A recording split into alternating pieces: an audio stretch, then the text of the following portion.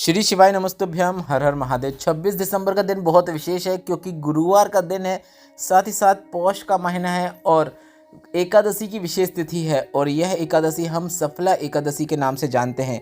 आप देख रहे हैं धर्म की बातें उपाय यूट्यूब चैनल। इस यूट्यूब चैनल पर हम आपको सिर्फ गुरुजी पंडित प्रदीप मिश्रा जी के बताए उपायों की जानकारी देते हैं। बढ़ते हैं सफला एकादशी के दिन किए जाने वाले गुरुजी पंडित प्रदीप मिश्रा जी के बताए कुछ विशेष उपायों की ओर। सबसे पहला विशेष उपाय जो कि आप प्रत्येक एकादशी में कर सकते हैं और इस सफला एकादशी में आपको करना ही है। अगर घर में धन संपदा की कमी है, पैसों की कमी है, कर्जा बढ़ते ही चले जा रहा है, तो यह पहला उपाय आपको इस सफला एकादशी में सुबह से लेकर आप दोपहर तक यह उपाय कर सकते हैं। सुबह कर लेंगे तो काफ़ी अच्छी बात है। आपको एक कलश में गंगा जल ले लेना है। कलश में गंगा जल आप पूरा भर लें।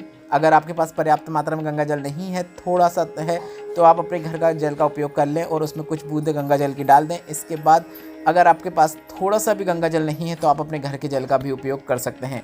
अब आपको यह करना है कि 7 बेलपत्र लेना है। 7 बेलपत्र कटी फटी नहीं होना चाहिए, उनमें छिद्र भी नहीं होना चाहिए और सभी बेलपत्र की आपको डूठ भी तोड़ लेनी है। 7 बेलपत्र लेना है और 7 बेलपत्र को आपको इस जल से भरे हुए कलश के अंदर डाल देना है और कलश का पूरा जल आपको नंदी भगवान के उठे हुए पांव पर अर्पित कर देना है। श्री शिवाय नमस्तुभ्यम बोलते हुए, नमः शिवाय बोलते हुए, ओम नमः शिवाय बोलते हुए आपको यह उपाय करना है। और जब कलश का पूरा जल आप नंदी भगवान के उठे हुए पांव पर अर्पित कर देंगे, इसके बाद आपको कलश के अंदर की जितनी भी बेलपत्र है, सभी बेलपत्र को आपको एक एक करके या फिर एक साथ, अगर भीड़ है शिवालय में तो आप एक साथ 7 बेलपत्र शिवलिंग के ऊपर अर्पित कर सकते हैं। अगर भीड़ नहीं है तो आप एक एक करके भी श्री शिवाय नमस्तुभ्यम बोलते हुए बेलपत्र को आप शिवलिंग के ऊपर अर्पित कर सकते हैं।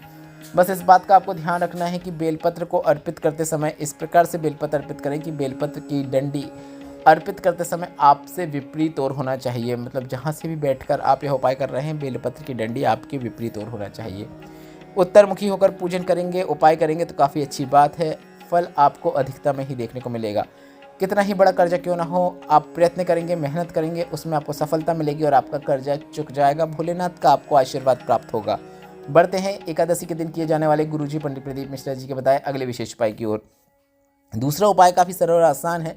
पहले यह समझ लीजिए यह उपाय किन्हें करना है। अगर आपके घर में एक कमा रहे हैं, सवा खर्चा हो रहा है, मतलब घर में पैसा आ तो रहा है पर पैसा टिक नहीं पा रहा है, जितना आता है उससे ज़्यादा ही खर्चा हो जाता है, घर में लोग बीमार हो रहे हैं, पैसा बीमारियों में जा रहा है, या फिर घर में बहुत क्लेश होता है, परिवार के सदस्य आपस में प्रेम से बातें नहीं करते हैं, जरा सी बातों में घर में लड़ाई झगड़े हो जाते हैं, या फिर आपके घर के किचन के बर्तन गिरते हैं, तो यह सब दोष जो है पितृदोष के कारण एवं अन्य दोषों के कारण होता है। और गुरुजी ने इस प्रकार से अगर आपके जीवन में समस्या है तो आपको इस सफला एकादशी में गुरुजी पंडित प्रदीप मिश्रा जी को बताया एक सबसे सरल आसान उपाय करना है। आपको एक कलश में जल भर लेना है। जो भी जल आपके पास है उस जल को भर लेना है। घर से ही जल का उपयोग करना है, मतलब घर के जल को आपको लेकर भोलेनाथ के मंदिर जाना है और आपको सबसे पहले कलश का जो जल है वह शिवलिंग पे अर्पित कर देना है। आप सीधे भी शिवलिंग पे अर्पित कर सकते हैं या फिर आप सबसे पहले गणेश भगवान के स्थान पर अर्पित करें, उसके बाद श्रवण कार्तिकेय भगवान के स्थान पर अर्पित करें, उसके बाद माता अशोक सुंदरी के स्थान पर अर्पित करें, उसके बाद शिवलिंग के कटिए भाग पर अर्पित करें और अंत में पूरा जल आप शिवलिंग के ऊपर अर्पित कर दें। इस प्रकार से भी अर्पित कर सकते हैं या फिर सीधे जाकर शिवलिंग के ऊपर जल अर्पित कर सकते हैं। पूरा जल अर्पित करने के बाद आपको 3 बार स्वधा स्वधा स्वधा बोल देना है। बस इतना ही करना है। अगर आप स्वधा स्तोत्र का पाठ करना चाहते हैं तो आप स्वधा स्तोत्र का पाठ भी कर सकते हैं। उसे आप गूगल से निकाल लीजिए। आप गूगल में सर्च करेंगे स्वधा स्तोत्र पाठ हिंदी, ऐसा करके आप सर्च करेंगे तो आपको आसानी से मिल जाएगा, जिसे देखकर आप भोलेनाथ के मंदिर में ही कहीं पर भी बैठकर आप स्वधा स्तोत्र का पाठ कर सकते हैं। बस इतना कर देने से आपको पितृदोष एवं अन्य कई दोषों से मुक्ति मिल जाती है और आपके जीवन में सुख शांति देखने को मिलती है, घर में पैसा टिकता है और घर से रोग बीमारियां भी दूर होती हैं।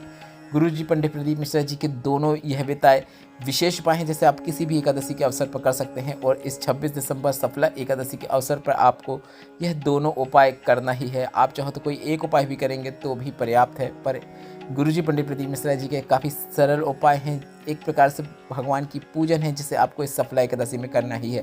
वीडियो उपयोगी लगा हो तो वीडियो को लाइक करके कमेंट बॉक्स में श्री शिवाय नमस्तुभ्यम या फिर हर हर महादेव अवश्य टाइप कीजिएगा।